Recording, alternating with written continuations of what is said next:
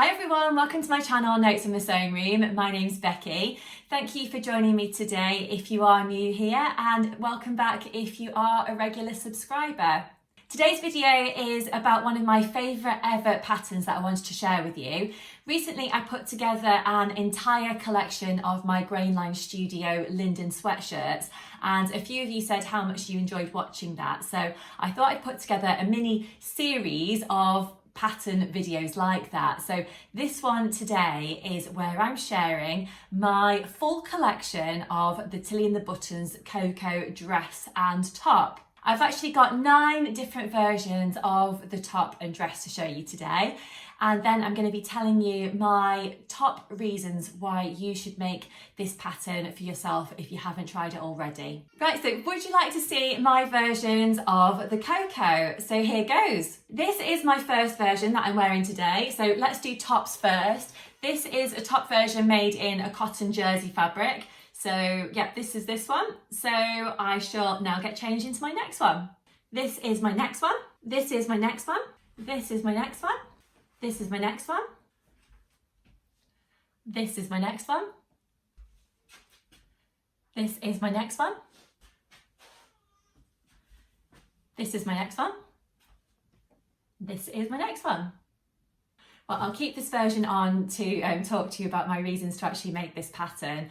I absolutely love this pattern. It's one of the first patterns that I've ever made, and I've tried it in lots of different fabrics over the different years that I've been making this pattern. I would say the first time I made this pattern was probably, thinking off the top of my head, maybe 5 or 6 years ago, something like that, when I very first started sewing. I've actually not got that version anymore. So even though I've got 9 different versions I've actually shared with you of the pattern today, I've obviously made these over time. I've not just made these in the last, month or something. But a few versions that I've also made previously, I've actually not got anymore. So I really do feel like I've really had my money's worth out of this pattern. It's just so versatile. I feel like I'm put together when I wear the dresses or the t-shirts. I feel like it's a pattern that could be dressed up or dressed down, and I just absolutely love it. So let me share with you my top reasons for actually making this if you haven't tried it yourself. So if you're not familiar with this pattern, this is the pattern cover there. So this is actually the book from inside. Now, one thing that I absolutely love about Tilly's patterns is that it always comes with a really nice instruction booklet, and inside it's always got lovely pictures and illustrations of how to actually put whichever garment it is together. So that's no different for the Coco dress and top here. If you are unfamiliar with this, and if you are unfamiliar with this pattern, I'll just tell you a little bit about the size range that it's available in. I've made each of my versions in a Tilly and the Buttons size 3. So according to the finished garment measurements, a size 3 is a 35 bust, a 32 waist and a 40-inch hip.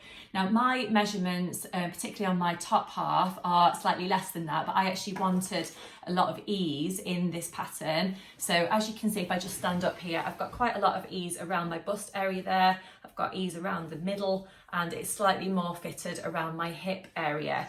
So I tend to make this project mostly on my overlocker, but of course you can make it on your sewing machine instead if that's what you've got, and if that's what you fancy. You really don't need to have an overlocker, as long as you can use a stretch stitch on your sewing machine.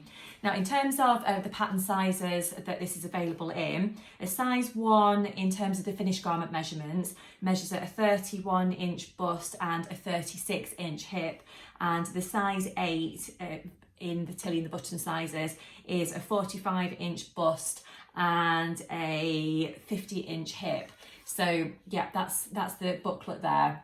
So let me tell you about all the reasons I think that you should make this if you haven't tried it before. I've got 5 different reasons to share with you today, and I would love to know if you've made this pattern before. If you have, please do leave me a comment below. Let me know how much you love it and what kind of fabric you used and that kind of thing, and perhaps how many times you've actually made this pattern. I would definitely make this pattern again, even though I've made it 9 times, or probably more than 9 times with the versions that I've not been able to show you today. I will definitely continue to make it in the future, because I just think it's a fantastic pattern that, to be honest, I don't think will ever really go out of fashion. So my 5 reasons for actually making this project are, I've got my little book here so I don't forget any of the reasons. So reason number one may sound like it's a little bit obvious, but you can make it as a dress or as a top. So you've got two different outfits there already, and that's if you don't even try and make it again and again and again like I have. Reason number two is that you can customise it with different sleeves. So that could be different sleeve lengths like I have. As you saw in my versions that I've made it as a t-shirt and I've made it as a dress, and they've each got different sleeve lengths. So the t-shirt versions that I've made, I've mostly got out of 1 metre of fabric, and because of that I've had to shorten the sleeve length, so it's more of a short sleeve. I've made some that have got a slightly longer sleeve and some like this one that are just over a 3/4 length arm. So you've got lots of different reasons there that you can change up the arms. Plus you could of course not use this pattern piece at all, or change it so that you have perhaps a balloon sleeve, more of a gathered sleeve head, that kind of thing. I think you've got lots of ways that you could customise the sleeves to make this project your own and completely individual.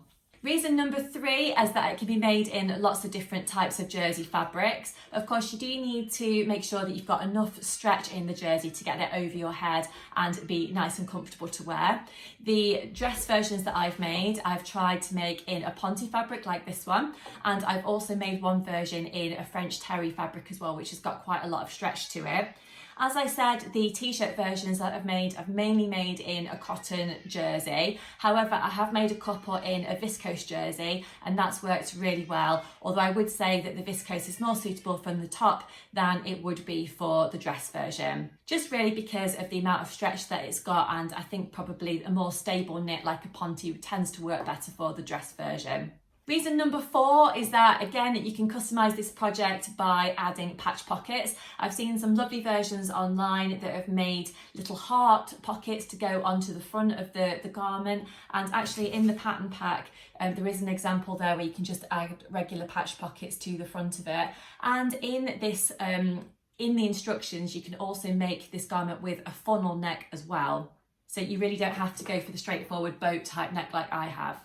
And reason number five is that I really do think it's suitable for all seasons. So my ponte versions I tend to wear in the winter, in the autumn when it's basically cold, and my t-shirt versions I wear all year round. I layer my t-shirts underneath jumpers and cardigans over the colder months, and then in summer of course I wear them on their own. So I really do feel like it's a really good kind of all-round pattern that I really do get maximum wear out of. That's one of the really important things to me when you are making a handmade wardrobe, or for me personally, and that's that I really do kind of get maximum use out of the things that I'm making. I don't tend to like to wear things that I think I'm just going to wear a couple of times and then it's just going to go into the wardrobe and it's going to stay there for however long.